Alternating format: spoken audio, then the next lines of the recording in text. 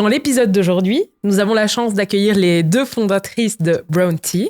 Donc, Brown Tea, c'est la marketplace 100% afro-féminine qui promeut le savoir-faire de la femme dans les domaines de la cosmétique clean. Jusque-là, c'est bon? Oui. C'est bon. Et naturel, ainsi que dans la slow fashion. Ouais. Donc, on va décortiquer tout ça ensemble. Donc, on va profiter de cette rencontre pour découvrir Brown Tea, la marketplace, mais aussi ses créatrices, donc à savoir Soraya et Mélissa. Bonjour. Bonjour. Bienvenue. Merci. Merci d'avoir accepté de vous exprimer aujourd'hui au micro de Parlons Peau, Parlons Bien.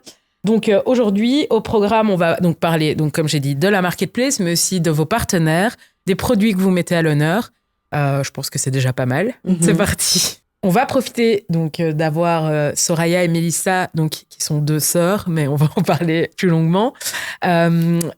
Donc apprendre et faire connaissance avec elles. Donc Soraya, Mélissa, je vous laisse la parole. Est-ce que vous pouvez vous présenter donc à nos auditeurs et à nos auditrices, dire d'où vous venez, quelles sont vos origines, quel est votre parcours, bref, qui vous êtes? Ok, bon je commence. Donc, moi c'est Mélissa, j'ai 28 ans. Ok. Donc de base je suis née à Marseille, mais on est d'origine nous deux, donc vu qu'on est sœurs, on est d'origine comorienne. Donc on est venu en Belgique, on va dire il y a plus ou moins 9 ans. Donc de base on était né en France, on habitait en France, mais là maintenant on est venu en Belgique pour des études. Donc on est infirmière de formation et on a fait des études en santé publique. Toutes les 2, donc. Toutes les 2, oui. Okay. On a le même parcours. Le même parcours. C'est comme des jumelles, quoi. Ouais, comme des jumelles. Et donc, au final, là, ça va faire, donc, comme j'ai dit, 9 ans qu'on est en Belgique. En parallèle, on avait commencé le projet, donc, Brown Tea Marketplace. Ok. Du coup, voilà, moi, c'est Soraya, la sœur à Mélissa. J'ai 29 ans, dans 3 jours, 30 ans. Et donc, du coup, voilà, comme ma sœur, d'origine comorienne, née en France. J'ai grandi aussi en France et je suis venue en Belgique pour faire mes études. Et donc, voilà, du coup, entre-temps, est né le projet Brown Tea Marketplace. Donc, voilà. Trop bien. Donc maintenant, vous êtes établie en Belgique. Oui, pour le moment. Pour le moment. Ouais, on ne sait jamais où le vent pourrait vous mener. Exactement. Pourquoi la Belgique?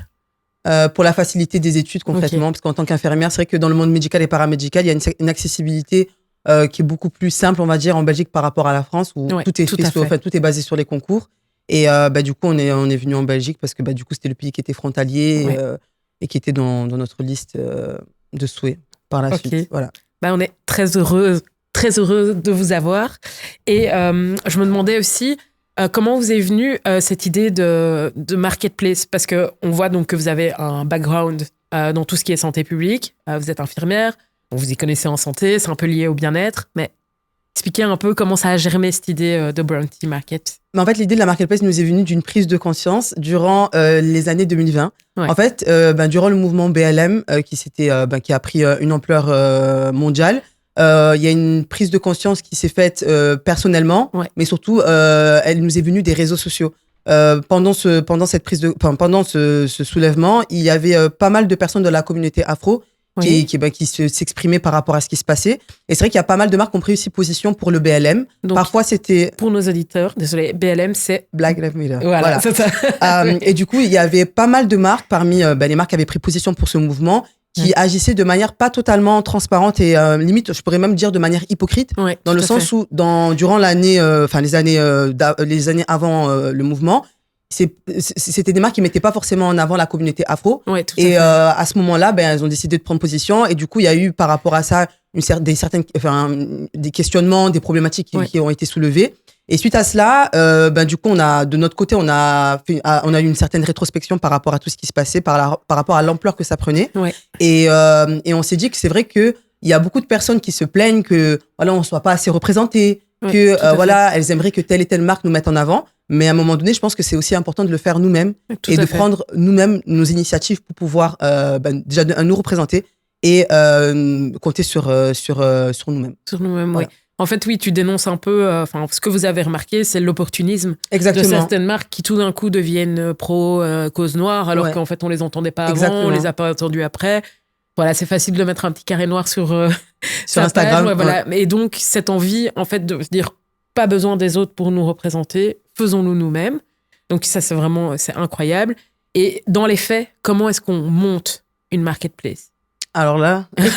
Après, ça, c'est autre chose. C'est tout un autre processus. Après, on en parle un peu plus, on en parlera suite, au niveau des obstacles, des choses comme ça. Mais c'est vrai que ça, c'est quelque chose qui vient après, qui est lié, je trouve, aux raisons personnelles. Ouais. Et donc, on pourra aussi détailler quand on par va la présenter. suite. Voilà, c'est ça. Tout à fait. Mais donc, vous vous dites, voilà, nous, on a envie de se représenter nous-mêmes. Exactement. Et là, vous lancez votre site web, vous allez sur Insta, vous commencez, voilà, vous créez votre espace, celui sur lequel vous allez justement présenter des choses. Exactement. Et là, c'est là que je me dis, vous êtes mûs par des valeurs qui sont quand même dans l'air du temps, mais qui sont chouettes. C'est l'inclusivité, le naturel, je sais plus, vous avez l'artisanat, si je me souviens bien. Et l'éco-responsabilité également. Voilà, et l'éco-responsabilité, voilà, c'est quand même des valeurs qui sont...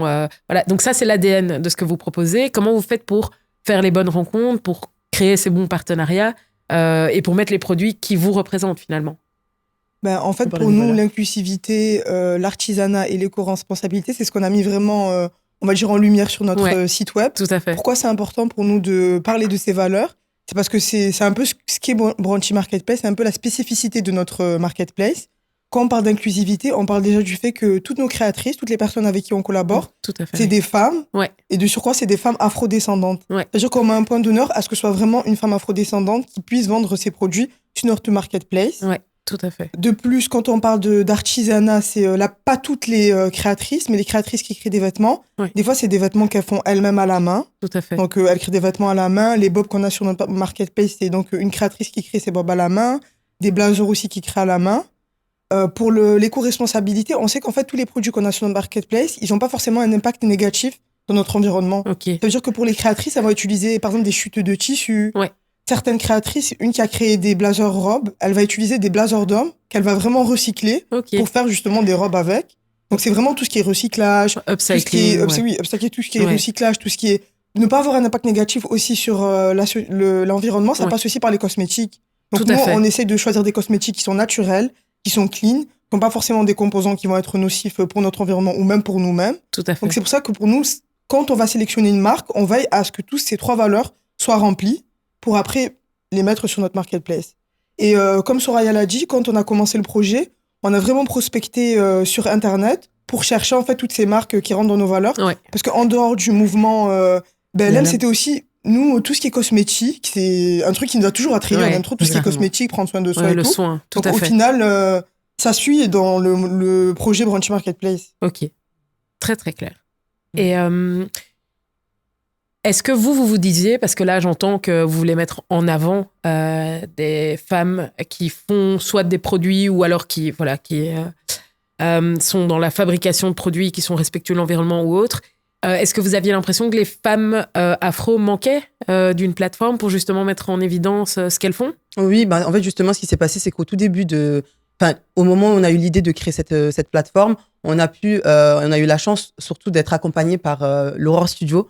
Donc en fait dont la fondatrice s'appelle Laure et qui est en fait spécialisée dans tout ce qui est branding pour les en tout cas les jeunes entrepreneurs et donc conception de marque, etc. Et en fait elle nous aide au tout début du processus de la création d'un projet. Et en fait ce qui s'est passé c'est qu'à ce moment-là on a fait toute une étude de marché. On a interrogé déjà des femmes consommatrices, mais également on a pu observer ce qui se faisait déjà en Europe mais même en dehors de l'Europe. Okay. Et on s'est rendu compte qu'au-delà de ça, déjà, socialement parlant et économiquement parlant, la femme afrodescendante, elle n'est pas du tout au-dessus de l'échelle sociale. Elle fait partie en tout cas de la population qui est quand même plus vers le bas. Ouais, tout à fait. Et par rapport à ça, on s'est dit, notre but, ça serait de pouvoir contribuer à son élévation au niveau de cette échelle-là. Ouais. Au-delà de ça, il y avait aussi un certain gap dans les besoins qu'on a ressentis quand on a interrogé ces consommatrices-là, qui avaient l'habitude de consommer par exemple des produits pour les cheveux afro ou des produits cosmétiques pour le visage et le corps. Et c'est vrai que parfois, elles avaient du mal à trouver des produits qui leur conviennent, qui répondent à leurs besoins. Et en fait, au-delà de ça, comme ma sœur l'a expliqué, avant même cette recherche-là, on a toujours eu je sais pas si c'était par curiosité, mais on a toujours eu, ma sœur et moi, pour habitude de donner la chance à des marques qui n'étaient pas forcément connues du grand public. Okay. Donc, avant même la création de Brunchy Marketplace, on consommait déjà des marques qui étaient connues localement ou parfois même limite régionalement parlant, mais pas plus que ça. Et on a vu à quel point ces marques étaient efficaces. Je pense par exemple à une marque qui s'appelait M Cosmetics. C'était une marque belge qui n'existe plus actuellement. Mais je sais que cette marque-là, ma sœur et moi, on a recommandé plusieurs fois parce qu'on était totalement satisfaits déjà de la qualité des produits, du packaging, et même on retrouvait l'efficacité recherchée. Et on s'est dit, c'est quand même dommage qu'il existe des marques comme ça qui ne soient pas reconnues de manière beaucoup plus large, parce qu'au final, ça apporte autant d'efficacité, il y a autant de qualité qu'un produit, je sais pas, d'une marque un peu plus connue, quoi. Ouais. Et donc voilà. Voire parfois même peut-être plus. Mieux, parce même que mieux. Plus spécifique quant aux besoins de la personne. Exactement. Ok, très intéressant. Et voilà, donc vous servez, en fait, c'est marrant que tu dises, avant, en fait, on consommait ces produits et maintenant, via Bronte, on leur donne la plateforme qui n'existait peut-être pas pour eux. À ce moment-là. Voilà. Et donc, en fait, vous avez été aidé pour lancer cette marketplace. Et ensuite, vous avez contacté, donc, j'imagine, les différentes marques. Exactement. Comment ça a été reçu, ça, du point de vue du public, si je puis dire? On a eu beaucoup de retours positifs. Déjà, la Belgique, il y a très peu d'initiatives comme ça qui sont faites. Vrai. En France, on va dire, il y en a un peu plus. Mais en Belgique, par exemple, quand on regarde bien, même en matière d'influenceuses, il y a moins d'influenceuses noires qui sont représentées. On a toujours un peu moins que la France. Et donc, en fait, quand on a mis ce projet, parce que même si on est française, on vit en Belgique. Donc, au final, on a fait ça en premier pour le public belge. Donc, on a eu vraiment des retours très positifs. Et avant de lancer ce projet, ce qu'on a oublié de dire, c'est qu'on a fait des pop-up stores. C'est-à-dire qu'on a testé le projet. Donc, en parallèle, on a fait des pop-up stores pour vraiment savoir si le projet, on va dire, entre parenthèses, il était viable ou pas. Et surtout, quand on achète sur le net, généralement, on ne peut pas tester les produits. Ça, c'est vrai. On va acheter une marque qu'on ne connaît pas, on a un peu peur de ce qu'on va recevoir. Alors que là, on s'est dit que ça va permettre aux créatrices de venir et de se faire connaître, de parler avec le public, de tester le produit. Donc, au final, les pop-up stores, on a eu le premier pop-up store qu'on a fait en mars 2022. On a eu, en fait, ma soeur et moi, on s'y connaît pas du tout en événementiel et on a eu énormément de gens qui sont venus. Beaucoup de succès. Beaucoup de succès, énormément de gens qui ont testé des produits, qui étaient hyper contents. Donc, franchement, on a vraiment été contents. On a eu que des retours, on va dire, positifs. Et en ce qui concerne la plateforme, on a aussi des retours positifs. On a aussi des retours dans le sens où on veut que d'autres marques, quoi. Des personnes demandent aussi si c'est possible de mettre aussi d'autres marques, d'élargir le catalogue. Voilà, c'est ça. Donc, il y a des gens qui vous proposent en disant, voilà, on connaît cette marque-là, c'est possible de la rajouter. Voilà. Donc, en fait, il y a vraiment une demande, quoi. Oui, voilà. Ça a rencontré son public, voire ça va encore s'étendre parce qu'il y a des demandes. Et justement, tu mettais le doigt, en fait, Mélissa, sur quelque chose d'intéressant. C'est que tu disais, le côté, on peut pas tester. Et donc, est-ce que c'est pas une limite du côté online? Comment vous le vivez On a choisi le format online par sa facilité, parce qu'il faut dire la vérité que faire quelque chose en ligne et faire quelque chose de physique, c'est pas du tout la même chose, ça ne requiert pas du tout la même énergie. Et donc, c'est vrai que au départ, pour nous, ce qui était plus simple, c'était de partir directement sur un format online en termes de gestion, parce que du coup, entre-temps, on fait autre chose à côté. On a testé le format physique lors de différents événements qu'on a pu faire durant l'année 2022. Donc, 3 pop-up stores et un concept store en fin 2022. Et c'est vrai que même dans le futur, dès qu'il y a moyen de pouvoir soit s'intégrer à des événements physiques ou faire nous-mêmes des événements physiques pour pouvoir rencontrer du nouveau public, une fois de plus, rajouter des nouvelles marques, on le fera sans souci. Mais c'est vrai qu'en termes de gestion, que ce soit financière, physique, c'est beaucoup plus simple de partir sur le format online. Certes, il y a la barrière du fait que les gens, du testing, mais c'est vrai que les gens ont énormément changé leurs habitudes de consommation. Il y a encore de plus en plus de personnes, en tout cas la jeune génération, qui consomment sur Internet, qui n'ont pas peur de consommer sur Internet. Nous-mêmes, on consomme sur Internet, et donc du coup, on part du principe que il y aura toujours de la demande malgré cette limite-là. Mais en plus, comme on parlait d'influenceuses et tout, on a quand même aussi toujours tendance à dire taper le nom du produit, regarder qui a testé sur YouTube, les avis. Les avis, regarder les avis et en fait faire confiance à quelqu'un que vous suivez ou autre. Donc en fait, c'est vrai que ça marche très bien. Et surtout qu'on essaye aussi de faire en sorte que on est vraiment transparent dans le sens où le produit, quand on met un produit sur notre marketplace, on donne tous les détails sur le produit, comment l'utiliser, quels sont ses bienfaits. On a même intégré des mini vidéos YouTube sur chaque fiche produit pour que les gens puissent visionner la manière de l'utiliser. Ah, c'est top ça. Et vous, est-ce que vous êtes, on va dire, les meilleurs cobayes de votre marketplace? Oui, c'est ce qu'on a oublié de dire. C'est ça. Ce qu'on a oublié de dire, c'est qu'avant de créer la marketplace, on a contacté d'abord les marques. Et donc, on a reçu des échantillons des marques. Et nous-mêmes, avant de tester les marques, et même actuellement, on utilise encore des produits qui viennent de la marque. Bien sûr. Évidemment. Parce qu'on est fan nous-mêmes de ces produits-là. Donc, c'est ça, en fait, vous recommandez des choses que vous testez vous-même. Qu'on a même acheté avant même de créer Bronte. Oui, c'est ça. Donc, vous êtes les meilleures ambassadrices de votre propre plateforme. Ça fait sens. Et je me demandais aussi, parce qu'on en a parlé un peu plus tôt, c'était quoi les obstacles que vous avez rencontrés? Parce que là, on en parle comme si c'était tout rose, mais on sait que l'entrepreneuriat, c'est un long chemin. En plus, aujourd'hui, vous travaillez aussi. Donc, comment ça se passe? Comment vous faites cette vie-là? Franchement, les plus gros obstacles qu'on a pu rencontrer au départ de notre aventure entrepreneuriale, ça a été le fait d'entrer dans un monde qui nous est totalement inconnu, de ne pas avoir de personnes qui puissent nous guider. Oui, on a eu heureusement Laure, la créatrice de Laure Studio, qui a pu nous aider et nous aiguiller au début du parcours. Mais c'est vrai que parfois, on est un peu laissé comme ça à l'abandon. Il faut chercher par soi-même, se tromper, prendre des risques. Et c'est vrai que ça fait un peu peur, surtout quand on intègre un monde qui nous est de base pas familier. On est de formation infirmière, on est du monde paramédical et médical. Et le monde de l'entrepreneuriat, c'est un monde qui nous était totalement méconnu. Et donc, c'est vrai que ça a été un premier obstacle. Le deuxième obstacle, ça a été aussi le fait de trouver les bonnes personnes qui puissent nous donner les bons conseils, qui puissent aussi comprendre notre vision, nos valeurs, et aussi croire en notre projet pour pouvoir correctement nous accompagner. Ça, c'est quelque chose qui est assez difficile au début quand on n'a pas les bons contacts. Et donc, parfois, on va faire des mauvais choix dans le choix de nos personnes, même les choix des outils qu'on va utiliser, même les choix de nos stratégies. Ça, c'est aussi un énorme obstacle. Par exemple, la manière dont on a fait nos événements durant l'année 2022, si c'était à refaire aujourd'hui, on le referait d'une manière différente. C'est clair. Voilà, parce vous avez appris. Voilà, on a dû apprendre sur le tas. Et donc, c'est vrai que ça, je trouve que c'est quand même un obstacle de ne pas avoir, je sais pas, maintenant on sait que ça existe, mais par exemple, une école ou quelqu'un qui est là pour nous dès le début de notre aventure entrepreneuriale, ça existe, mais il faut savoir que ça existe. Et ça, c'est une chose, déjà. Ouais, tout à fait. Voilà. Mais il y a de plus en plus d'initiatives, spécifiquement pour les entrepreneurs, donc pour les femmes noires entrepreneurs, qui sont en train de voir le jour maintenant, en 2024, quoi. Donc, exactement. Voilà, vous étiez peut-être pile juste au moment où il y avait moins de visibilité sur ce type d'événement. Après, on est biaisés. On est toutes les trois des femmes noires, donc il y a des choses qu'on connaît parce qu'on est des femmes noires. Exactement. Voilà, il y a des choses, en fait, les autres gens ne connaissent même pas. Donc, vous avez dû un peu faire vos armes à la dure. Exactement.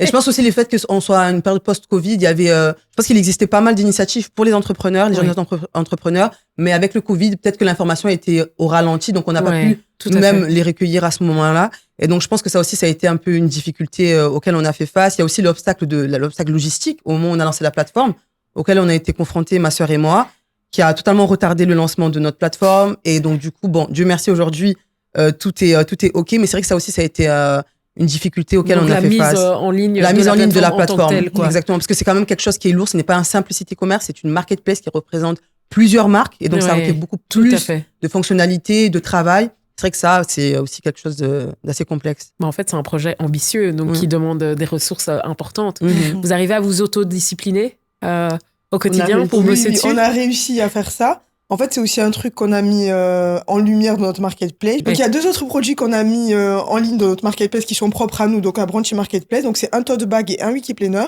En fait, pour nous, ces 2 produits, ils sont significatifs parce que c'est un peu la storytelling de Brunchy. Ma sœur et moi, de base, on n'est pas du tout organisés. Avant de commencer le projet, on n'était pas du tout organisés. On était tout le temps les choses à la dernière minute. On a vécu de ça. On aime trop le stress, en fait. C'est ça. On aime trop stresser. C'est notre adrénaline. Vraiment. Les examens au dernier moment. Tout au dernier moment. En fait, le problème, c'est que quand tu entreprends, tu peux pas faire ça. Parce que c'est ton image qui est en jeu. Et surtout qu'en fait, là, on collabore avec d'autres personnes. C'est-à-dire que c'est notre image et c'est aussi ces personnes avec qui on collabore. Sinon, on n'est pas organisé. Ça empathie aussi sur leur travail à eux. Bien sûr. Donc nous, en fait, on s'est dit, on peut pas être comme ça. Et qu'est-ce qu'on a fait? On a utilisé, en fait, un Wikiplanner. En fait, on a utilisé un Wikiplanner. On s'est vraiment, on va dire, discipliné. On a vraiment tout noté ce qu'on devait faire. En fait, on s'est rendu compte que dès que tu organises ta journée, on va pas dire qu'elle est carrée, mais parfaite, mais tu réussis, en fait, à faire ce que t'as dit. Et quand tu coches, c'est tellement satisfaisant quand tu coches dans ta to-do list. Et donc, au final, nous, on a mis un Wikiplanner sur notre site où il y a des citations de femmes afrodescendantes à l'intérieur pour justement motiver les femmes à s'organiser, à vraiment devenir carré, parce que tu vois vraiment le avant-après quand tu t'organises, des résultats de ton travail, quoi. Mais surtout que nous, vu qu'on travaille à côté, on sait que si par exemple on s'organise pas, ça va être l'anarchie, quoi. Ça va être vraiment n'importe quoi. Mais en fait, quand tu deviens entrepreneur, c'est toi, en fait. C'est toi qui dois t'autoréguler. T'as pas ta chef derrière qui va te dire tu n'as pas fait, qui doit vérifier, c'est toi, en fait. Donc, c'est un bel outil d'autodiscipline pour celles qui sont intéressées. OK, mais c'est vraiment intéressant. Et on se demandait aussi si vous aviez été approché par des concurrents. Est-ce que vous avez de la concurrence, vous estimez, en Belgique, sur le marché belge? Pas forcément sur le marché belge en général, mais plus, on va dire, en France et en dehors. Parce que c'est vrai que maintenant, si on se concentre sur le marché belge, alors nos concurrents premiers, ce serait par exemple des marques qui vendent des produits cosmétiques, tout simplement. Voilà, parce que gros, du coup, voilà, tout simplement, que ça peut être des grosses marques comme des petites marques, et ça devient nos concurrents indirects plutôt, qui vont pas avoir forcément la même proposition de valeur que nous. Donc ça va pas être forcément une marketplace, mais qui vont proposer des produits qui vont être similaires à ce qu'on vend. Donc des cosmétiques naturels, Et c'est vrai qu'il y a de plus en plus d'initiatives qui existent, qui émergent ici en Belgique. On est d'accord. Et donc à ce moment-là, oui, on a de la concurrence. Au niveau mode, pareil. Tout ce qui est par exemple upcycling, tout ce qui est seconde main, ça fait concurrence aussi aux produits que l'on vend sur notre marketplace parce que ça reste des vêtements avec des valeurs qui sont assez similaires. Le fait de respecter l'environnement, d'utiliser des vêtements qui ne proviennent pas de la fast fashion. Ça correspond assez à nos valeurs. La seule différence, c'est que nous, ce sont pas des vêtements de seconde main, ce sont des vêtements qui sont faits à la même par des créatrices et qui sont directement mis en ligne. Maintenant, il y a aussi la limite, l'obstacle du prix. J'avais oublié peut-être de l'ajouter tout à l'heure. Oui. C'est vrai que on vend des vêtements qui sont haut de gamme, premium haut de gamme. C'est ça. Et c'est vrai que ça correspond plutôt à un public qui a le budget pour. C'est clair. Aux femmes qui peuvent se le permettre. Mais parce que derrière, il y a tout un travail qui a été mis en place. Et donc, c'est normal que les prix, parfois, vont être un peu plus élevés que qu'on va retrouver dans le seconde main ou par exemple dans les marques fast fashion. Mais je pense que ça vient aussi avec un certain shift qui est en train de s'opérer dans l'esprit des gens. Oui. Qu'en fait, au lieu d'acheter 100 pièces qui vont être trouvées après au premier lavage parce que c'est de la fast fashion, pourquoi pas acheter une vraie belle pièce dans une belle matière que tu vas garder plus longtemps. Donc c'est aussi les habitudes le changement des habitudes de consommation. C'est clair que je ne dis pas que du coup tout le monde doit s'acheter du luxe, chacun fait à la hauteur de ses moyens.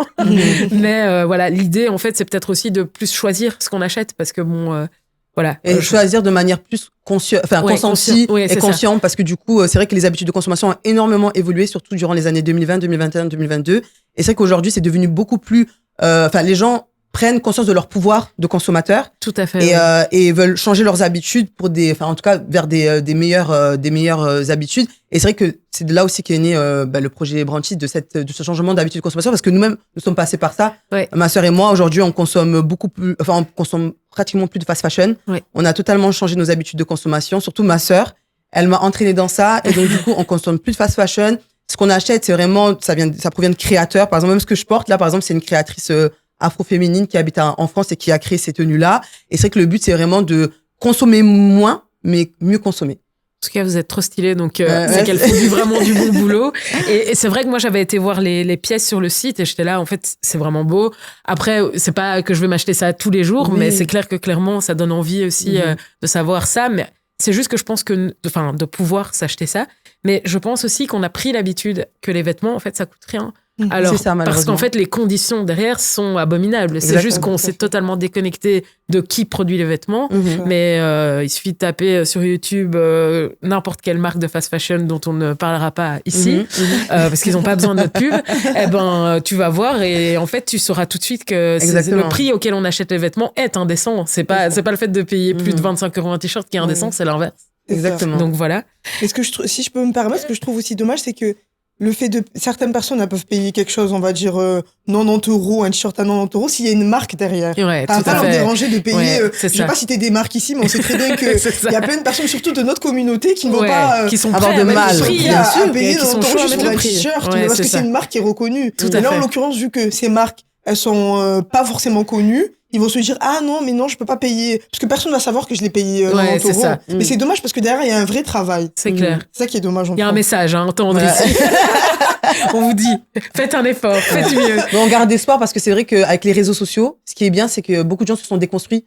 Et il y a eu beaucoup de choses qui ont été mises en avant, notamment l'exploitation dans tout ce qui est marque de fast fashion. Et c'est pour ça que beaucoup de gens ont décidé de changer leurs habitudes de consommation. Et donc je pense qu'avec, dans l'avenir, il y aura de plus en plus de jeunes et de personnes qui vont avoir moins de mal à acheter et à faire confiance à des marques naissantes. Tout à fait. Je pense que c'est vrai. Et cette discussion me ramène sur un truc que j'ai vu aujourd'hui d'ailleurs, et ça parlait du fait que les grosses marques, en fait, elles volent pas mal d'esthétique de créatrices africaine, c'est ça, afro, et qu'en fait il y a plein de scandales, genre quelqu'un qui dit non mais en fait Dior Balmain m'a volé, et puis une Kenyane qui dit non mais c'est toi qui m'as volé, et en fait c'est ça, donnons de la lumière justement à des créateurs plus petits pour qu'il n'y ait pas ce genre de choses. Parce que ces gens ils travaillent dans l'ombre, ils charbonnent, il n'y a personne qui achète. Et puis ensuite quand Balmain vole, ça crée un scandale, on vous a volé. En fait donnons de la force à notre communauté en achetant et en consommant justement ces produits qui sont faits minutieusement. On a parlé un peu plus tôt, ça m'a un peu travaillé parce que tu disais, Soraya, que la femme noire, au niveau en tout cas sociétal, elle est un peu dans les échelons bas.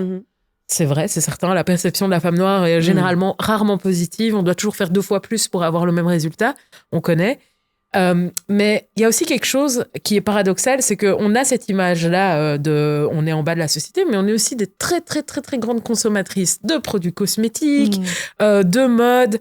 Et donc, en fait, en créant votre plateforme, vous saviez que vous alliez rencontrer votre public. Totalement. On est d'accord. Parce qu'en vrai, la plupart des femmes noires, elles ont des produits à ne plus finir. Est-ce que vous avez justement envie que les gens apprennent à mieux utiliser leurs produits, je sais pas, se dirigent peut-être, parce que je sais pas comment s'est passé votre parcours cosmétique, mais moi il y a beaucoup de gens qui me disent oui voilà, j'ai d'abord acheté ci, j'ai acheté ça, j'ai acheté ci. Est-ce qu'on serait pas mieux de justement avoir des marques de confiance qu'on connaît, tu vois, là où une blanche elle va aller, elle est là, L'Oréal, je connais, je prends ça, qu'on ait aussi un peu nos références et qu'on sache que voilà, on prend ça parce que c'est une super marque et j'y vais quoi. Mais c'est l'essence de Branchi. En fait, au départ, on l'a créé aussi par raison personnelle, j'ai oublié de le spécifier, mais c'est le fait que ma sœur et moi, durant notre enfance et notre adolescence, on s'est rendu compte du manque de représentation qui existait, que ce soit à la télévision, etc. Et c'est vrai que ça n'aide pas dans la formation de son identité et dans l'acceptation de soi. Et donc, c'est vrai que quand on était plus jeune, on aurait aimé qu'il y ait ce genre de plateforme qui existe pour nous aider à nous identifier à travers déjà le choix des créatrices, mais aussi à travers les produits, du type de produits qu'on consomme. Ça nous aurait peut-être aidé à consommer, en tout cas, de manière beaucoup plus précoce, des produits de qualité et non passer par des produits de grande surface qui forcément n'étaient pas adaptés à nos besoins. Et du coup, de là est parti aussi le constat que c'est important pour les générations futures d'avoir des plateformes comme Branchi pour pouvoir, dès leur construction identitaire, se dire, il y a ça pour nous, en fait. Donc, tout simplement, allons consommer là-bas. Clairement. Donc, ça, c'est une première chose. Maintenant, au niveau de la consommation de la femme afro, ça, on l'avait déjà remarqué au niveau de notre étude de marché que la femme afro consomme 3 fois plus que la femme caucasienne parce que, du coup, elle a des besoins qui sont beaucoup plus spécifiques. Mais même au-delà de ça, en fait, j'ai l'impression que c'est limite culturel chez nous de consommer. Évidemment. C'est tout. Culturel. Donc, voilà. C'est parce qu'on dira, on a des besoins spécifiques. On a des besoins spécifiques, mais il y a aussi une culture de la consommation, en tout cas des produits cosmétiques, du make-up. Et même, historiquement parlant, la femme afro, c'est une femme qui aime beaucoup prendre soin d'elle. Même quand on regarde les États-Unis, c'est quelque chose qui fait partie même de l'histoire de certaines modes qui ont été mises en place. Je parle par exemple des ongles, des choses comme ça. Tout à fait. Voilà, on a été les avant-gardistes de certaines modes, voire de beaucoup de modes, je dirais. Voilà. Et donc, on s'entend. Voilà. C'est ça. Là, on parle des lèvres, des machins, des exactement, du nail art, des choses comme ça. Tout à fait, qui en fait viennent totalement, comme tu dis, des États-Unis et de la communauté afro en fait spécifiquement. Et donc je pense que c'est important de se réapproprier toute cette histoire, toute cette culture de base qu'on avait au départ érigée, sans penser à la plus-value que ça peut apporter au sein de notre communauté. Et nous, dès qu'on a créé Branchi, c'est de se dire, c'est le par nous pour nous. Ouais. Donc tout est fait par les femmes afrodescendantes pour les femmes afrodescendantes et pour que ça contribue à l'élévation de notre économie circulaire et aussi de notre élévation sociale. Donc tout a été pensé pour ça et de cette manière en tout cas. C'est top. Top. J'aime beaucoup ce mindset. Je pense que nos auditrices vont kiffer aussi. Ouais. Et en fait, je discutais avec une femme afrodescendante au Salon international de la beauté des cosmétiques afro, la CIBCA, vous étiez peut-être. Et elle me disait que en fait, pas mal de marques conventionnelles, comme on aime dire, donc les classiques, ce qu'elles ont fait quand il y a eu la vague justement de... Nappy. Vous voyez, quand... En fait, le moment où Rihanna elle est venue avec Fenty Beauty et toutes ces teintes de couleurs, enfin moi déjà, vous voyez, je suis foncée, j'avais jamais vu aucun fond de teint de ma couleur de peau.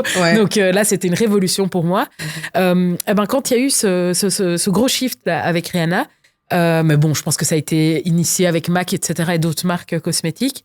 Il y a plein de marques conventionnelles qui ont commencé à proposer des shades plus foncés, mais ce qu'elle me disait, c'était qu'il fallait faire gaffe parce que la plupart de ces marques, qu'est-ce qu'elles ont fait ? Elles ont pris leurs produits habituels et elles ont juste rajouté des pigments colorés. Je ne sais pas si vous étiez au fait de ça. Pas du tout. En gros, moi, quand elle m'a dit ça, je tombais des nues et en même temps, pas du tout. J'étais là, tu crois quoi ? Qu'ils ont fait un tour en R&D, qu'ils ont été questionnés. Toutes les femmes noires du quartier qui leur ont demandé... Non, évidemment. Non, ils n'ont pas le temps. Ils n'ont pas fait ça, ils n'ont pas le temps pour ça. Et donc, du coup, je trouve que ça renforce encore plus votre motto qui est... pour nous, par nous, pour nous. Parce qu'en fait, il n'y a personne qui va aller faire cette étude de marché que vous avez été faire demander à X et Y comment elles sont. Non, en fait, même les grosses marques, c'est juste du blackwashing. Exactement. C'est ça. Voilà, c'est purement marketing. Ouais, c'est purement marketing.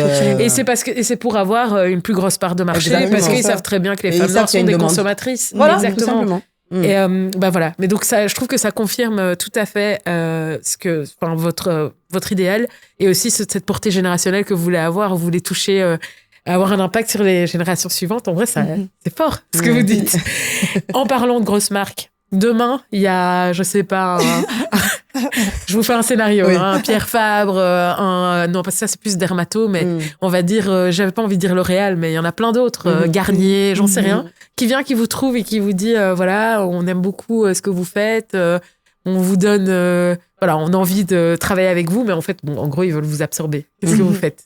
Ben, personnellement, connaissant notre état d'esprit, on pourra pas collaborer en fait avec une personne qui n'a pas les mêmes valeurs que nous, et surtout qui rentre pas dans nos critères. En fait, on a vraiment des critères, même si certaines personnes diront non, mais elles disent ça parce qu'en fait elles sont pas encore à ce stade-là. Ouais, c'est et ça. Quand elles vont c'est pour ça que j'essaye de vous challenger. C'est ça. Non, en fait, on a des valeurs et des principes qui, pour moi, quand elles sont fortes et qu'elles sont vraiment sincères, elles bougent pas. Ouais, donc ça veut dire quand nous, c'est pas l'argent qui nous a motivés. Je dis pas que on veut pas de l'argent aussi. D'office, il y a l'argent qui fait partie de ça. Mais c'est pas la première chose qui nous a motivés. Ouais. Donc, à partir du moment où on sait que c'est pas la première chose qui nous a motivés, on sait qu'on peut pas nous acheter. Voilà. On sait très bien que peu importe qui va nous approcher, qui ne répond pas à nos critères et qui n'ont pas les mêmes valeurs que nous, ça passera pas. Ça passera pas. Okay. Clairement, hein. Et même si c'est des petits, tout ce qui est magouille, tout ça, honnêtement, on dira non, c'est non, quoi. Et en fait, même comme elle l'explique, cette sélection, elle passe même pas au-delà des grosses marques, elle passe même au-delà des petites marques. Qu'on a même au départ cherché, on voulait absolument que ces marques-là soient alignées avec nos valeurs, avec notre vision, avec nos aspirations. Oui. Sinon, on n'allait jamais c'est pas que n'allait pas leur donner la chance, mais on n'allait pas vouloir travailler avec elles tout simplement. Parce que c'est une question d'image. Exactement. Aussi. C'est les messages que vous essayez de véhiculer. Faire passer, voilà, c'est ça. Tout à fait. Et surtout je vais pas dire on en veut, mais moi personnellement, j'ai mal le fait que certaines grosses marques qui s'intéressaient pas aux problématiques des femmes noires et que du jour au lendemain, ils commencent à sortir des produits juste parce qu'ils savent que oui, ça va vendre ou parce que si. Moi, le sentiment que j'ai derrière, limite, je vais pas dire c'est vexant, j'attends pas leur reconnaissance, mais je me dis c'est des opportunistes, quoi. Clairement, je me dis j'ai pas envie de collaborer avec des personnes qui sont juste opportunistes. Ouais, non, c'est ça, tout à fait. Donc vous faites complètement une différence. Donc même s'il y a un gros qui vient vous voir en vous disant voilà, on veut vous acheter, on voudrait faire une collab, vous serez en mode en fait vous correspondez pas à nos valeurs. Donc exactement. Ok. Eh bien, par rapport à l'avenir, comment est-ce que vous voyez l'avenir? Quelles sont vos perspectives, vos ambitions? Nos ambitions pour Brandy, c'est déjà d'accroître le nombre de marques sur la plateforme, parce que notre but, c'est de répondre aux besoins de chaque femme afrodescendante et des femmes qui arrivent à se reconnaître à travers nos valeurs. Savoir qu'une femme afro-A n'a pas les mêmes besoins qu'une femme afro-B. Et donc, du coup, c'est important de pouvoir s'aligner aux besoins qui préexistent. Donc, ça, c'est un des premiers challenges. Le deuxième challenge, ce serait de faire ressortir encore plus cet esprit de bienveillance et d'écoute. En fait, on a envie que dès qu'une femme puisse aller sur notre plateforme, elle ressent ce sentiment de se reconnaître à travers tout ce qu'on leur représente. Donc, de rendre aussi la plateforme la plus simple d'utilité, mais à la fois complexe dans toutes ses fonctionnalités. Le fait aussi de pouvoir ramener encore plus d'expertise. Tout récemment, ma sœur et moi, on a collaboré avec un docteur qui s'appelle docteur Marianne, et en fait, qui a déjà les médecins, mais au-delà de ça, elle a un énorme background dans tout ce qui est cosmétologie naturelle et le traitement du cheveu afro, du cheveu crépus. Elle habite en Afrique, donc principalement au Sénégal. Et en fait, on a travaillé avec elle, on a fait deux collaborations avec elle pour cette fin d'année et ce début d'année, où elle aborde des thématiques qui concernent le cheveu afro, donc par exemple tout ce qui est mythe, tout ce qui est traitement du cheveu afro durant, par exemple, l'hiver. Et c'est vrai qu'elle utilise des termes scientifiques, mais elle les vulgarise pour que tout le monde puisse les comprendre. Et donc, elle a vraiment cette facilité de pouvoir faire passer des choses qui peuvent paraître complexes, ultra facile à comprendre. Et donc, notre but, c'est d'accroître ce nombre d'experts sur la plateforme pour que les gens puissent aussi, même au-delà du fait de consommer, puissent avoir toutes ces informations de qualité dès qu'elles vont sur notre plateforme, tous ces conseils de qualité qu'elles recherchent peut-être et qu'elles ne trouvent pas ailleurs. On a aussi pour ambition de pouvoir tout simplement s'expandre à l'international, donc rajouter plus de marques en dehors de l'Europe, d'être aussi représenté, d'être une référence en Europe au départ, évidemment, avant d'aller à l'international. Parce qu'on sait qu'il y a d'autres pays comme le Portugal, par exemple, où il y a une énorme communauté afro. Tout à fait. Et je pense que c'est aussi un pays qui pourrait potentiellement être intéressé par...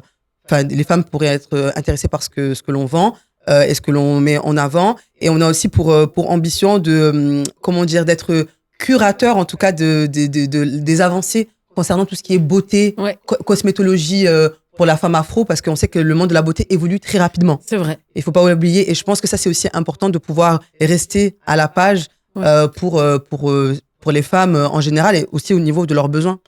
Donc il y a tout ça. Je sais pas s'il y a des choses que tu veux rajouter. Pour l'instant, je pense que tu as tout dit. Ouais. T'as été large. Hein. C'est déjà un beau programme. C'est déjà un bon programme. Je crois que t'as tout dit. Après, s'il y a des petits trucs, on peut les garder pour nous.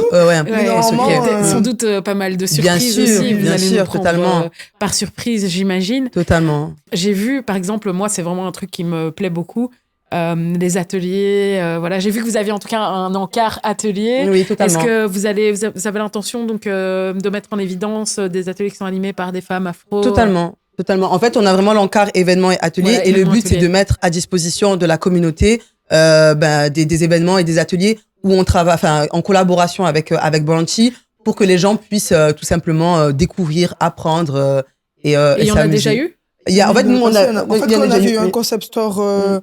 Pendant un mois, on avait eu un concept store et on avait fait des ateliers sur ce concept store. Donc, en fait, on avait amené des créatrices qui venaient justement pour leur montrer comment créer son beurre de karité, qui venaient aussi pour les t-shirts, customiser les t-shirts. En fait, c'est des personnes... En fait, nous, ce qu'on voulait faire aussi au travers de Branchy, que je crois qu'on a dit ou on a oublié de dire, c'est qu'on veut aussi motiver certaines femmes à entreprendre. Il y a des femmes qui ont des rêves, qui ont des ambitions, mais qui ont peur, qui se disent non, j'ose pas. Ouais, donc clairement. Nous, on a vraiment envie de les motiver, de montrer que c'est possible, parce que quand on regarde, toutes les créatrices qui sont sur notre plateforme, elles n'ont pas toutes le même profil. Hein. Il y a des mères de famille, il y a des jeunes filles de 19 ans, il y a de tout, quoi. Donc rien n'est impossible. Donc si on peut motiver justement notre communauté à oser entreprendre, on le fait au travers d'activités ou d'ateliers. C'est vraiment incroyable. Ouais. Donc vous avez bien tous et toutes compris, Branchy, c'est the place to be. Il y a les vêtements, il y a les cosmétiques, il y a les ateliers, les événements. Donc, c'est vraiment ultra complet. Je ne sais pas si vous avez un mot ou, je sais pas, une phrase d'empowerment que vous voulez dire à nos auditrices. Je sais pas, en même temps... Je peux rebondir sur ce que ma sœur a dit. En fait, je pense que quand on regarde notre parcours, on a juste pris le risque en fait d'essayer et de faire. On a suivi juste nos passions. Et je pense que c'est important de suivre ses passions, de ne pas avoir peur de le faire. Et c'est-à-dire que même si on échoue, c'est pas grave, on peut rebondir d'une autre manière. Et je pense que c'est quelque chose qui est ultra important pour pouvoir s'épanouir, faire ce que l'on aime, explorer ce que l'on aime, chercher des choses qui peuvent nous driver. Et au final, c'est ce qu'on a fait, ma sœur et moi. On a toujours été passionnés de cosmétiques et de mode. Du jour au lendemain, on a décidé d'entreprendre, alors que de base, on est infirmière. Et c'est voilà, et on a pris plaisir, en tout cas on prend plaisir dans cette aventure à découvrir, à apprendre, à échouer et à se relever. Et je pense que c'est important que chaque personne ait ce mindset là de prendre des risques pour soi dans le but de s'épanouir, évidemment. Franchement, on va s'arrêter là-dessus parce que c'était trop bien dit. Merci Soraya, merci Mélissa, c'était vraiment un plaisir déjà de vous rencontrer, mais aussi de rentrer dans votre histoire et l'histoire de votre plateforme. Donc en tout cas, les auditeurs, les auditrices, je vous invite vraiment à aller sur leur Insta. Donc, votre Insta, c'est... Branchy Marketplace. Voilà. Et sur leur site web aussi pour voir donc, en grand, on va dire, les créations, les produits. Allez-y, c'est vraiment ouf. Moi, j'ai été... juste faites gaffe à votre portefeuille parce que c'est dur de ne pas craquer. Toutes les références, donc que ce soit votre Insta là, et votre marketplace seront mises dans la description du podcast. Donc, merci beaucoup d'avoir été là avec nous aujourd'hui. Merci pour l'invitation. Voilà. Avec plaisir. On se retrouve peut-être dans quelques années pour voir comment vous avez explosé le game. Quoi. Merci beaucoup en tout cas. Merci les filles. Merci.